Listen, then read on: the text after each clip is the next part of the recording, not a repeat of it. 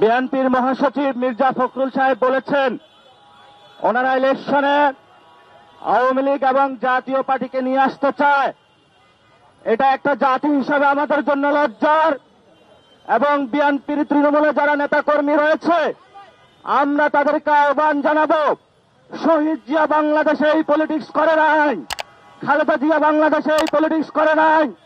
যদি আপনাদের পলিটিক্স ভারতমুখী হয়ে থাকে তাহলে আপনারা আমাদেরকে জানান, আমরা তাহলে আপনাদের ব্যাপারে নতুন করে সিদ্ধান্ত নিব।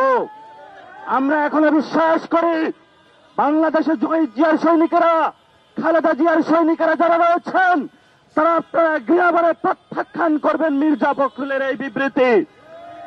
আমরা আরো দেখতে পেয়েছি এই ইন্টারিম গভর্নমেন্টের প্রধান ইউনুস, আমাদের সদস্য সচিব আক্তার হোসেন এবং যুগ্ম সদস্য সচিব তাসনিম জারাকে ইউএন মিশনে নিয়ে গিয়েছেন, কিন্তু সেখানে নিয়ে তারা লীগের সামনে আমাদের গণঅভ্যুত্থানের নেতৃবৃন্দকে ছেড়ে দিয়েছেন। এটা ইউনুসের জন্য লজ্জার, বাংলাদেশের রাষ্ট্র হিসাবের জন্য লজ্জার। এই জন্য পররাষ্ট্র মন্ত্রণালয়ের ব্যর্থতার দায় নিয়ে অতীব সত্বর তাদের ব্যর্থতার দায় হিসাবে বাংলাদেশের মানুষের সামনে এসে তাদের ক্ষমা প্রার্থনা করতে হবে। এবং গণঅভ্যুত্থানে যারা রয়েছেন, বাংলাদেশে যে দূতাবাসগুলোতে এখনো আওয়ামী লীগের সাঙ্গপাঙ্গরা রয়েছেন, অতি দ্রুত গতিতে সিভিল সার্ভিস থেকে, সেনাবাহিনী থেকে, বিভিন্ন রাষ্ট্রের অঙ্গ প্রতিষ্ঠান যারা রয়েছে, অতীব সত্বর আওয়ামী লীগের যে গুন্ডা বাহিনী রয়েছে তাদেরকে দ্রুত গতিতে অপসারণ করতে হবে।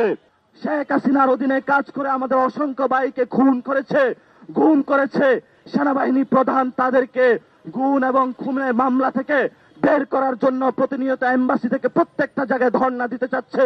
আমরা সেনাবাহিনীর সিনিয়র সেই কম্প্রোমাইজিং যারা রয়েছেন তাদেরকে হুঁশিয়ার করে দিতে চাই, সৈনিক ভাইয়েরা, যদি আপনাদের ভবিষ্যতে এই ধরনের কোন নির্দেশনা আসে, আপনারা গণঅভ্যুত্থানে যেভাবে নির্দেশনা অমান্য করেছিলেন, অবৈধ নির্দেশনা, ভবিষ্যতে জনগণের আপনারা পক্ষে থাকবেন।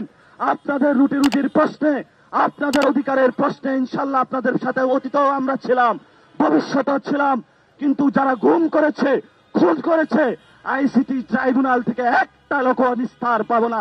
প্রত্যেকের আমরা বিচার নিশ্চিত করে বাংলার মাটিতে ছাড়বো ইনশাআল্লাহ।